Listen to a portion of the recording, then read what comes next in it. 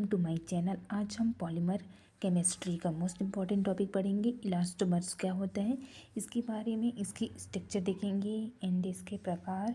ठीक है, definition. Elastomers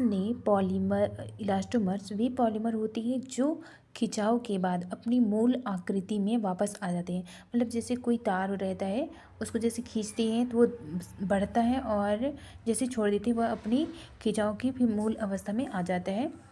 elastomers वे polymer होती है जो खिंचाव के बाद अपनी मूल अवस्था में वापस आ जाते हैं। इनमें लचीलापन होता है और ये रबर जैसे गुण प्रदर्शित करते हैं।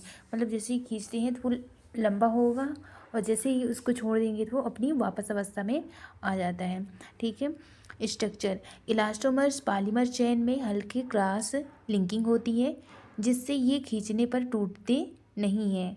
इनकी चेन सामान्यतः अनियमित रूप से कुंडलित होती है जो बल लगाने पर सीधा हो जाता है और बल हटाने पर पुनः कुंडलित हो जाती है। ठीक है, इलास्टोमर्स के प्रकार। इलास्टोमर्स को उनकी संरचना और गुणों के आधार पर मुख्यतः दो श्रेणियों में विभाजित किया जा सकता है। मतलब जो इलास्टोमर्स होता है उसकी संरचना एवं गुणों के आधार पर ये 2 टाइप्स की होती हैं।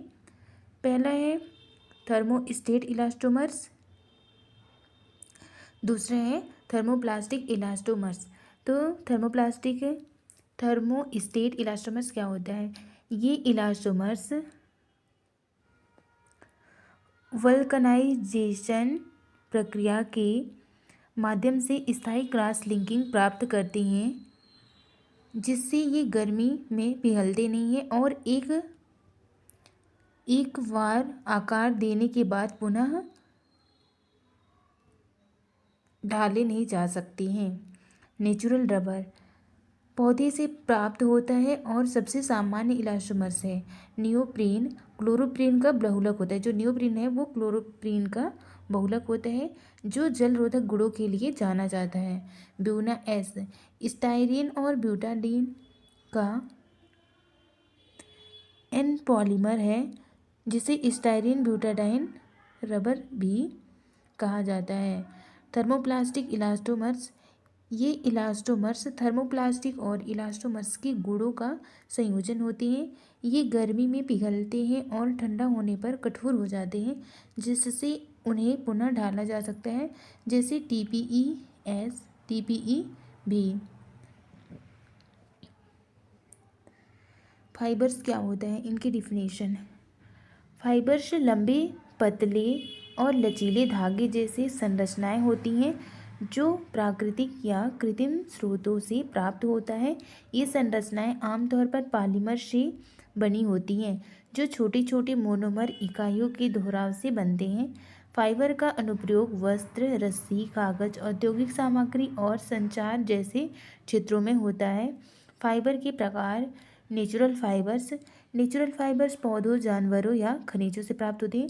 जो नेचुरल फाइबर रहते हैं वो पौधे, जानवर एंड खनिज से प्राप्त होते हैं। पौधे से प्राप्त फाइबर कौन कौन से होते हैं? पहला हो गया कपास एंड जूट, ये पौधों से प्राप्त होते हैं। कपास के पौधों के बीजों से प्राप्त होता है, मुख्य रूप से सेलुलोज से बना होता है। जूट जो है, जूट के पौधों की तनों से प्राप्त होता है, मजबूत और मोटा होता है। जानवरों से प्राप्त फाइबर ऊन, रेशम। ऊन जो है भेड़ के बालों से प्राप्त होता है, प्रोटीन आधारित होता है। जो ऊन रहता है वो भेड़ों के बाल से प्राप्त होता है, प्रोटीन आधारित होता है। रेशम के कीड़ों